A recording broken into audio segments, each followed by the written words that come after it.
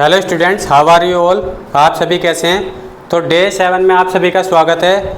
तो स्टूडेंट्स, आज जो हम टॉपिक पढ़ने वाले हैं वो एक बहुत ही इंटरेस्टिंग और छोटा सा टॉपिक है, हैज़, हैव या हैड। तो आपने कई इंग्लिश ग्रामर में कई बार सुना होगा हैज़, हैव और हैड का यूज किया जाता है। तो देखिए हम समझते हैं कहाँ पर। तो हैज़, जब इसके जो सेंटेंस आएंगे ना वो हिंदी में जो आएंगे उनमें आएगा पास। जैसे मेरे पास एक कार है, मेरे पास एक किताब है, मेरे पास एक घर है, ठीक है, उसके पास कार है, ठीक है। तो इसमें जो है हिंदी में जो मीनिंग जो वर्ड आता है वो आता है पास है।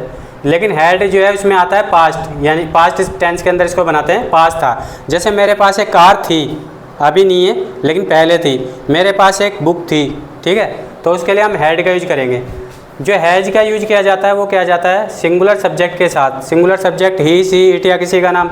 और जो हैव का यूज किया जाता है वो किया जाता है प्लूरल सब्जेक्ट के साथ। लेकिन हैज और हैव का यूज किया जाता है वर्तमान काल के अंदर, ठीक है। और जो हैड है उसका यूज किया जाता है भूतकाल के अंदर। इसमें सिंगुलर प्लूरल दोनों के साथ हैड का यूज किया जाता है। अब देखिए मैंने यहाँ पर कुछ एग्जांपल्स लिखे हैं, उनको समझ लेते हैं। जैसे मैंने लिखा, इसका जो जनरल रूल्स है ना पहले वो देख लीजिए। सबसे पहले सब्जेक्ट आएगा, फिर हैज, हैव या हैड और में से कोई एक आएगा। सिंगुलर होगा तो हैज, प्लूरल होगा तो हैव वर्तमान काल के अंदर, और अगर भूतकाल होगा तो हैड आएगा। उसमें सिंगुलर प्लूरल देखने की जरूरत नहीं है।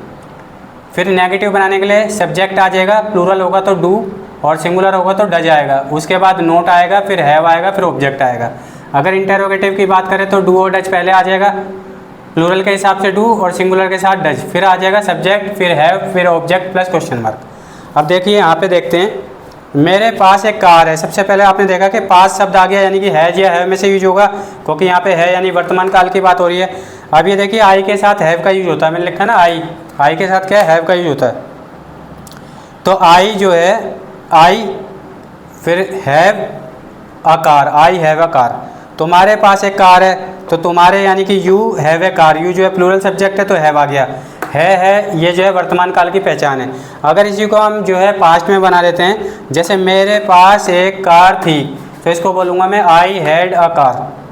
तुम्हारे पास एक कार थी, यू हैड अ कार। इसमें देखिए आई हो चाहे यू हो चाहे कोई भी सब्जेक्ट हो, उसके साथ हमें हैड ही लगाना है।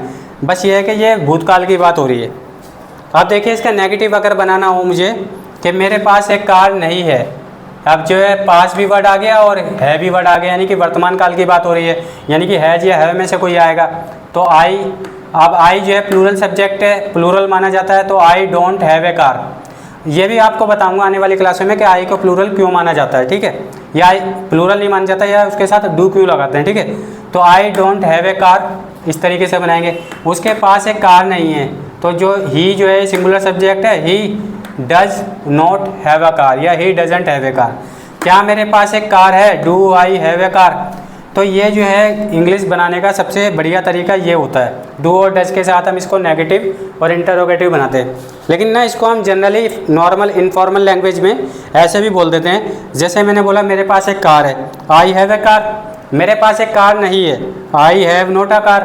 क्या मेरे पास एक कार है, हैव आई ए कार। उसके पास एक कार है, you have a car. Sorry, तुम्हारे पास एक कार है, यू हैव ए कार। तुम्हारे पास एक कार नहीं है, you have not a car. क्या तुम्हारे पास एक कार है, हैव यू अ कार। इस तरीके से बना सकते हैं। लेकिन जो सही सेंटेंस होता है उसको हम ऐसे बोलेंगे, मेरे पास एक कार नहीं है, I don't have a car, ठीक है। उसके पास एक कार नहीं है, ही डजंट हैव ए कार। क्या मेरे पास एक कार है, do I have a car. तो ये जो हैज, हैव और हैड है ना, ये इधर जो है मेन वर्ब का काम कर रहे हैं, यानी कि इनमें कोई वर्ब भी नहीं है। आप देखेंगे तो सिचुएशन बता रहे हैं एक तरीके से कि भाई इसकी स्थिति क्या है, मेरे पास कार है या नहीं है। ये जो ना ओनरशिप को दर्शाते हैं।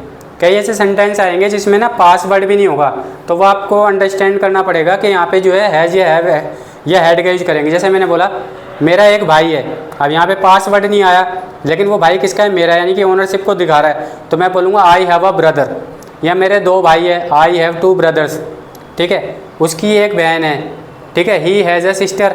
तो यहाँ पे पास वर्ड भी नहीं आ रहा लेकिन ओनरशिप को शो कर रहा है, तो उसमें भी हम हैज़ हैव का यूज करेंगे, ठीक है।